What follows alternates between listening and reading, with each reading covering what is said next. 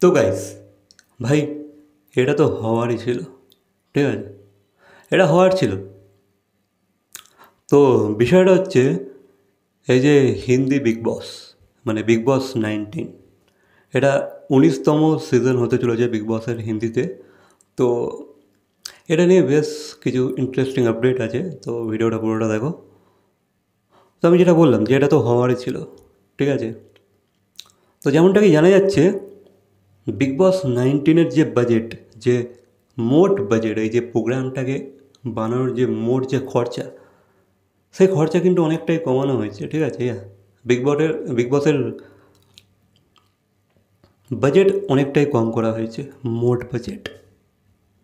Even এটাও জানা যাচ্ছে এই বাজেট কম হওয়া সত্ত্বেও কিন্তু এই বিগ বসটার যে রান টাইম হবে সবচেয়ে বেশি, বুঝতে পারছো, সব রেকর্ড ভেঙে দেবে।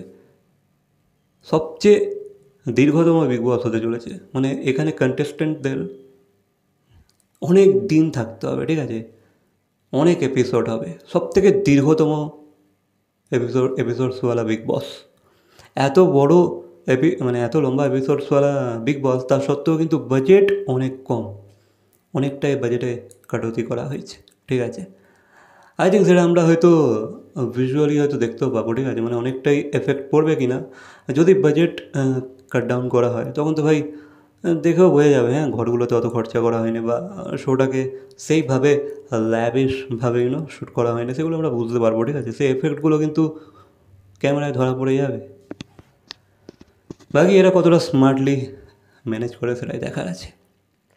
তো স্যার সেগুলো তো ঠিক আছে, সেগুলো নিয়ে আমার অতটা নেই, ঠিক আছে। বাট আমি যেটা বললাম যে এটা তো হওয়ারই ছিল, যে বাজেট তো কমছেই শোয়ের, তার সাথে কিন্তু সলমান খানের যে পারিশ্রমিক সেটা কিন্তু অনেকটা কমে গেছে। ইয়েস, যেটা ভাই সিজন বাই সিজন বাড়ে, সেখানে সলমান খানের মতো এক স্টারের বাজেট, পারিশ্রমিক কমে গেছে। আর এটা হওয়ার ছিল। তুমি তো আর সারা জীবনে তোমার ওই স্টারডাম ভাঙিয়ে খেতে পারবে না। এটা তুমি 10 বছর আগে দিয়ে এসেছো, তাই না? এই মুহূর্তে সলমান খানের স্টারডাম নেই, অনেক কমে গিয়েছে। ওই ফেক হাইপ ওগুলো, ঠিক আছে। রিয়ালিটিতে আসো, গ্রাউন্ড রিয়ালিটিতে আসো, এসে বুঝতে পারবে যে ভাই সলমান খানের হাইপ অনেকটাই কমেছে, স্টারডামে অনেকটাই এফেক্ট এসেছে, ঠিক আছে। সোয়া, তো সলমান খানের পারিশ্রমিক যেখানে তোমার 200 থেকে 250 কোটি টাকা ছিল আগের সিজনগুলোয়, মানে আগে লাস্ট সিজনে, সেখানে এই সিজনে এত দীর্ঘতম সিজন করেও সলমান খান 120 থেকে 150 কোটি টাকার মধ্যে পাবে। বুঝতে পারছি মানে কতটা কতটা কমেছে, বুঝতে পারছো তো, কতটা এফেক্ট পড়েছে সলমানের স্টারডামে।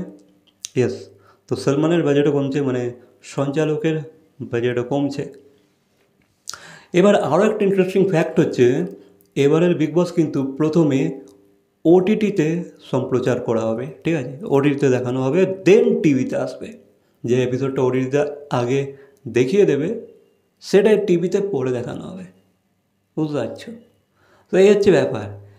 এবার দেখার বিষয় যে ভাই এত কিছু সত্ত্বেও সলমানের এফর্টটা কেমন থাকে, কারণ ভাই বাজেট কমেছে, পারিশ্রমিক কমেছে, সলমান কতটা এনার্জি দিয়ে করবে বা কতটা তার হার্ট অ্যান্ড সোল লাগিয়ে করবে সেটাই হচ্ছে দেখার, ঠিক আছে। সে কতটা এফর্ট পুট করে সেটাই হচ্ছে দেখার। যেহেতু ভাইয়ের পারিশ্রমিক কমে গেছে, ভাই কি আর অতটা এফর্ট দেবে, আর সেটাই হচ্ছে দেখার। বাকি তো ভাই কন্টেস্টেন্টদের ওপরে ডিপেন্ড করছে তারা কেমন কি ইন্টারেস্টিং কিনা। বাকি এই হচ্ছে ব্যাপার। এবারে বিগ বসের এইসব হচ্ছে। বাকি আমি বিগ বস দেখা ছেড়ে দিয়েছি আই থিঙ্ক লাস্ট আমি দেখেছিলাম 2013 মেবি, আমি 13 or 14 লাস্ট, তাও দেখিনি, ওই জাস্ট হালকা হালকা ফলো করেছিলাম। বিগ বস আমি দেখা ছেড়ে দিয়েছি হিসাব মতো 2012-তে, ঠিক আছে, যখন সেই স্কাইরা এসেছিলো না, স্কাই সিদ্ধার্থ, স্কাই মানে আকাশদীপ স্যাগল, সেই সময় দেখেছিলাম। আর দেখিনি, আমি বিগ বস ফলো করি না, ঠিক আছে। তবে হ্যাঁ, এই ছিল বিগ বস নিয়ে বেশ কিছু আপডেটস। বাকি ভাই এ বিষয়ে তোমাদের কি মন্তব্য অবশ্যই কমেন্ট করে জানাবে। আর তোমরা কি বিগ বস দেখো, আর তোমরা কি বিগ বস নিয়ে এক্সাইটেড? তবে হ্যাঁ, আগস্ট থেকে শুরু হতে চলেছে, 30শে আগস্ট, লিখে রেখে দাও। বাকি বিষয়ে তোমাদের কি মতামত অবশ্যই কমেন্ট করে জানাবে। ভিডিওটা ভালো লাগলে লাইক, কমেন্ট, শেয়ার, সাবস্ক্রাইব। তো দেখা হচ্ছে পরবর্তী কোনো ভিডিওর সাথে। Till then, by.